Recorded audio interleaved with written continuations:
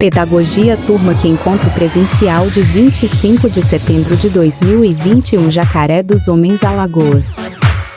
Explicações com o tutor Maciel. Só que vocês, já na formação inicial, vocês podem atuar em diversos campos, em diversas áreas. Quais são elas? Na área empresarial, vamos supor, vocês de repente chega aqui uma firma, uma empresa, e os funcionários têm filhos e eles querem um departamento em que fique um cuidador, fique aulas até para reforço, porque aqueles funcionários têm filhos e não tem como deixá-los sozinhos. Então, o profissional pedagogo, ele pode trabalhar tanto na parte de licenciatura quanto na parte de acompanhamento pedagógico, não é? Ele pode abrir, inclusive, uma empresa, não é? Então, depois, com a formação continuada, pode ser um psicopedagogo, não é? Então, por exemplo, eu, para ser diretor de uma escola, preciso fazer um curso de gestão e administração escolar. Vocês não precisam, porque na grade curricular de vocês já vem as disciplinas relacionadas à gestão escolar, ok? Então, agora, nós vamos entender esse profissional da educação, introdução à pedagogia, que é a primeira apostila, tem assim, professores profissionais, objetivos de aprendizagem. Ao final desse texto, em todas as apostilas tem isso, viu gente? É o que eu gostei desse material. Você não vai perder tempo querendo entender tudo, nem relatando experiências da sua vida. Eu quero que você leia o texto, compreenda o texto e resuma de acordo com esse roteiro. No final do texto, você vai socializar isso. Perceber como se desenvolve e evolui a competência profissional docente. Então, no texto vai estar dizendo. Aí depois, identificar os pressupostos de uma formação articulada com a prática. Pressupostos. Então quer dizer que é mais prática ou é mais teoria? Teoria. Essa apostila, não é isso? Então, valorizar o processo de formação profissional como benefício para a carreira. O que é que vai ser discutido nessa apostila? Como o profissional docente, certo? Ele, na sua formação inicial, começa a compreender o que a sua carreira vai lhe dar para, na teoria, não é? Na teoria, ele se identificar na prática. Ele vai ter a teoria e ele vai se identificar na prática. Aula, cientificismo, não é? Com a Revolução Industrial, a gente vai ter esse cientificismo, a tecnologia também, não é? Aí o que acontece? A primeira pedagogia, a primeira tendência pedagógica a criticar o ensino tradicional, vocês se lembram que é a pedagogia nova. E a pedagogia nova, ela tem como fundamento quem? Não é psicologia? Na psicologia. Então, só que a gente tem que entender que existem vários pensamentos da área da psicologia, tá certo? Então, por exemplo, alguns vão fazer uma escola, um PPP, baseado no interacionismo de Vygotsky. Outros vão na psicologia genética de Piaget, não é assim? Outros vão no comportamento de Skinner. Né? Hoje, por exemplo, se o Maciel, por exemplo, fosse trabalhar, fosse criar uma escola, eu iria para cada fase. Educação infantil, fundamental e médio, eu iria trabalhar uma ou duas perspectivas psicológicas, porque eu sei que o que funciona para a criança pode não funcionar para o adolescente, né? Então, mas tem escolas que é sócio-interacionismo, pequeno ou grande, tá certo? Mas eu sei que a gente pode com o nosso conhecimento em pedagogia, intensificar mais em um determinado nível uma área da psicologia. Trabalhar o sócio-interacionismo dos 8 até os 11 anos, sócio-interacionismo. Trabalhar a psicologia genética do nascimento da criança até ele entrar na idade da escola. Seria a creche, psicologia genética. Entendeu? Então, não é para você, porque a gente está acostumado a dizer isso presta, isso não presta. Mas isso não presta, em que contexto? Porque tudo é válido. Senão, se não prestava, a gente não estudava. O bom professor é aquele que pega o melhor de cada Isso. parte. Aí, de repente, você sabe, pronto, isso é uma coisa que eu gostei. De repente, você se identifica muito bem com a psicologia genérica e sabe trabalhar em todos os níveis, de formas diferentes.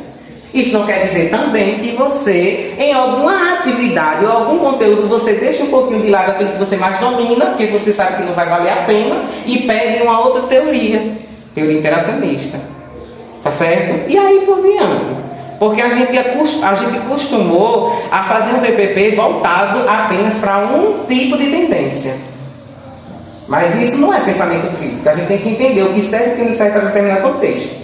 Quem tem uma sala de aula heterogênea sabe muito bem. Quem tem uma sala de aula heterogênea sabe muito bem que quando você utiliza um método de ensino só para aquela sala, às vezes não funciona para metade da turma.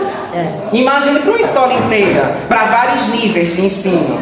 Fundamental, educação infantil, médio. Não é verdade? Então, isso já vai para a apostila 1, que seria as competências.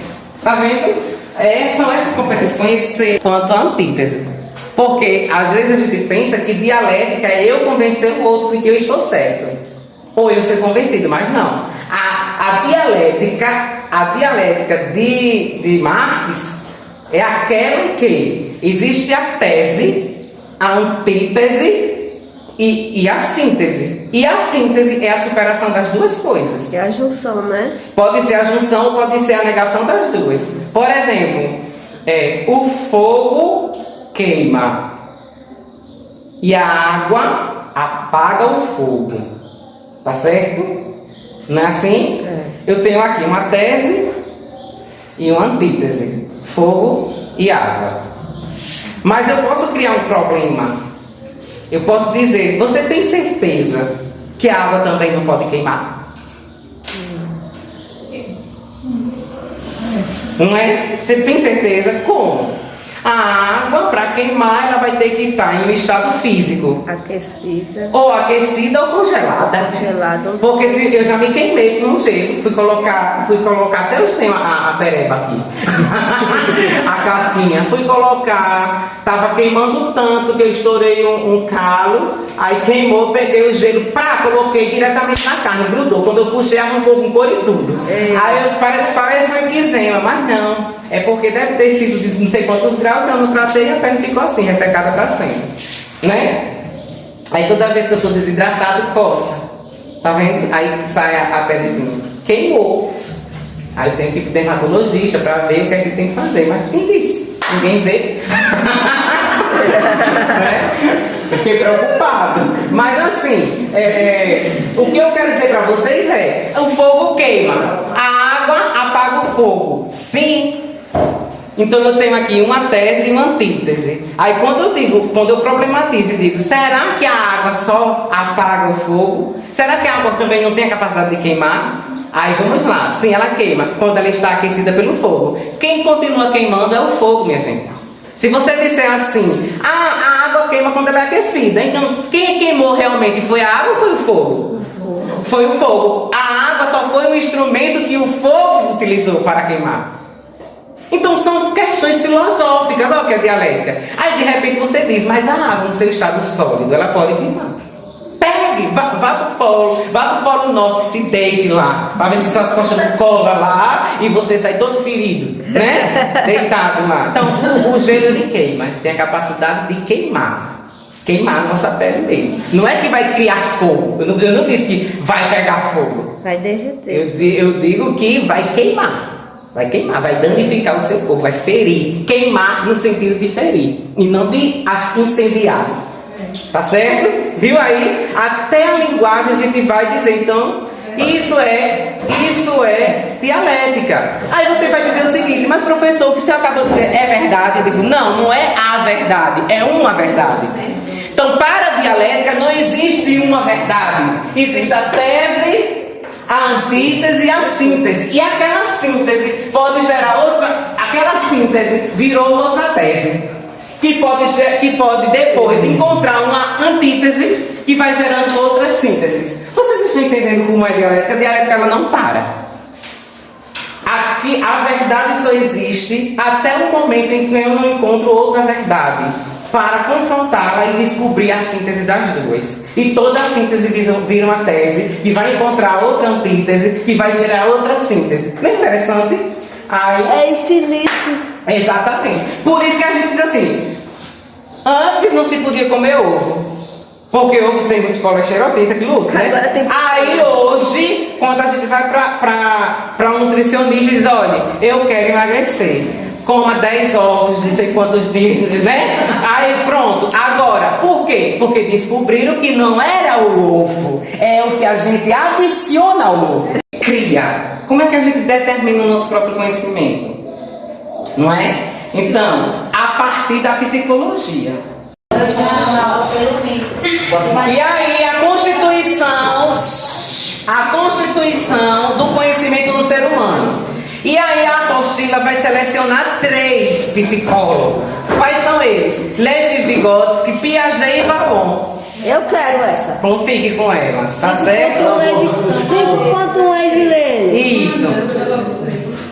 Porque a gente sabe como é que o conhecimento se constitui a partir de Vygotsky, de fora para dentro. Teoria interacionista. Mas esse de fora para dentro tem que ter um mediador. Não é assim? É. Como é que se constitui o conhecimento a partir do pensamento de Piaget? De dentro para fora. É a interação do sujeito É genética. E é a interação do sujeito com o objeto.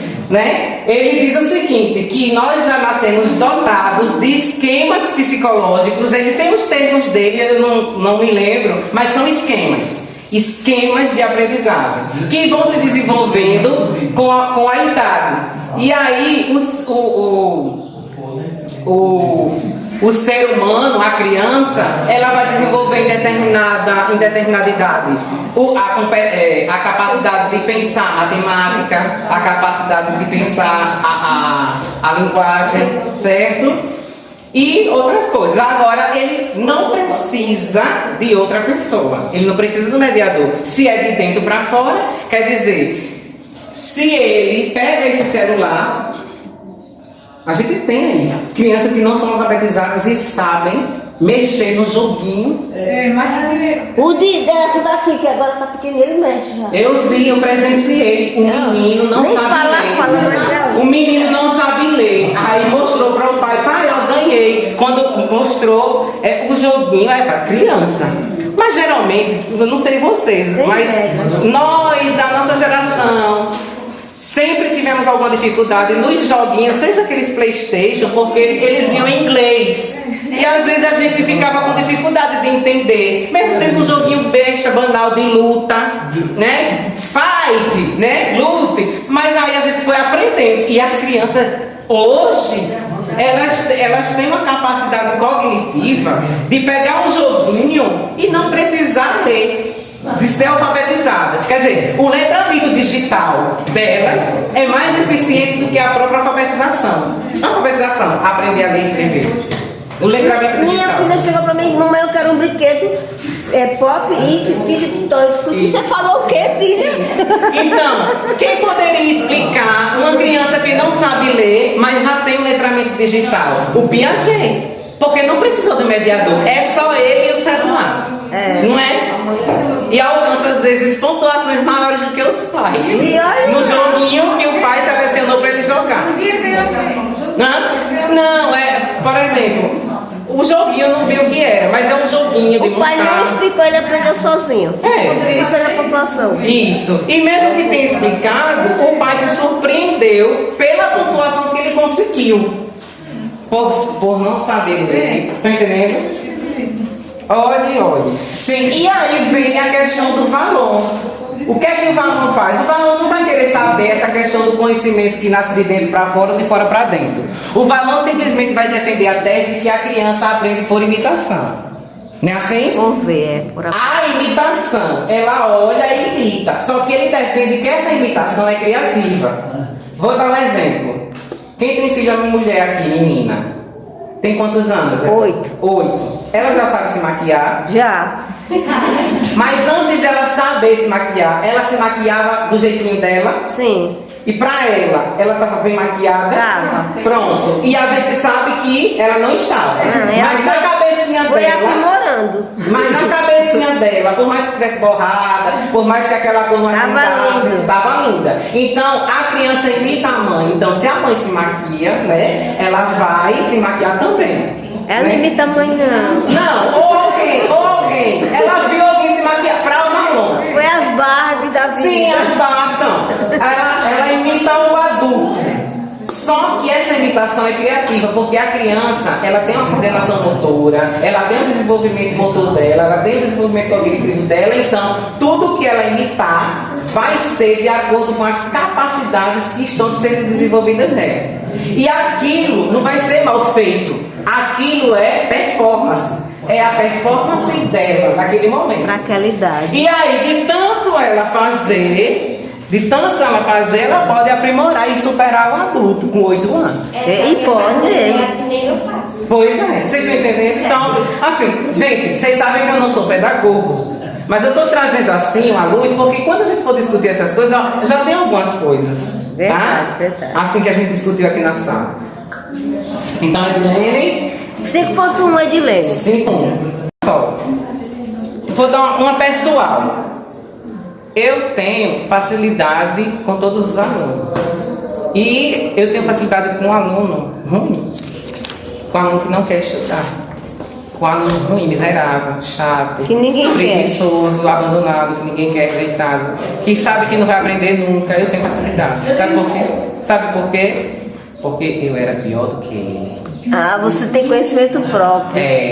Então, se eu mudei, eu posso mudar. Então, a minha relação com o aluno que não presta, naquele momento da vida dele, para a escola, porque é isso, não presta para a escola. Porque qual é o aluno que presta para a escola? Aquele que quer aprender. Mas aquele que já está desenganado da vida, que sabe que a escola não é futuro, que sabe, tá entendendo? Que passou por questões sociais que eu me identifico, a minha relação com ele, eu seria muito egoísta se eu não reconhecesse que eu recebi ajuda. E eu estou na posição agora daquele que me ajudou. Você está entendendo? Essa relação é fácil, de eu chamar o aluno para convidar o aluno para estudar. Quando a gente fala do que vive, é mais verdadeiro. Isso, exatamente. E porque o professor que foi sempre aquele santinho, Marcones, então, quando o professor foi sempre aquele que nunca teve trabalho, deu trabalho para os pais, nunca deu trabalho para a escola, foi um modelo de aluno exemplar, inteligente, aí quer ser professor. O que é que ele espera? Que todos os alunos sejam iguais a ele. Aí esse aluno renegado para ele é um absurdo. Pronto, então essa relação do professor-aluno vai ser boa? Não. Já vai vir com preconceito já perfeito. Isso, exatamente. Então, por isso que tem que se estudar pedagogia, e por isso que a pedagogia tem que ter psicologia da educação, que é para o professor dizer o seguinte: quais as minhas competências, que vem da psicologia.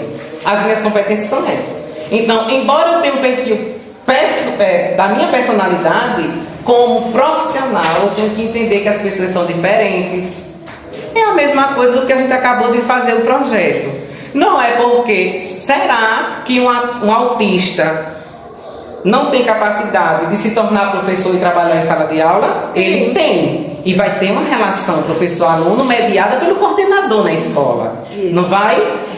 Então, se um autista pode se tornar um professor, por que um professor que se acha normal não pode trabalhar com os alunos e no meio desses alunos tem um autista? Entender o comportamento e ajudar. Tá vendo? Então a relação professor-aluno não só diz respeito a um bagunceiro que socialmente vê, não. Olha, ela já quer essa. Certo, que socialmente não vê a educação como um meio para melhorar de vida. Eita, essa nem Cláudia vai, né? Pronto. Viu? Ok. Ainda tem mais depois dessa? Tem a psicologia positiva, mas aí eu iria apresentar. Só que se você quiser, você apresenta. Apresente. Porque eu já vou apresentar a psicopedagogia. O que é a psicologia positiva? A psicologia positiva é você trabalhar o bem-estar. O que é que você vai fazer? O aluno se sentir bem. Não, é o profissional. É o profissional. Você vai trabalhar o profissional. Como é que ele vai fazer um planejamento de carreira? Qual vai ser o desempenho dele para que ele não diga no meio da carreira dele, 10 anos de trabalho, não era isso que eu queria, eu me arrependi. Então é trabalhar a felicidade profissional, o bem-estar profissional, é psicologia positiva. Tá? Aí tem essa e continua ainda, tem 6.1 e Aqui 6.2. essa 5.2 é o dela.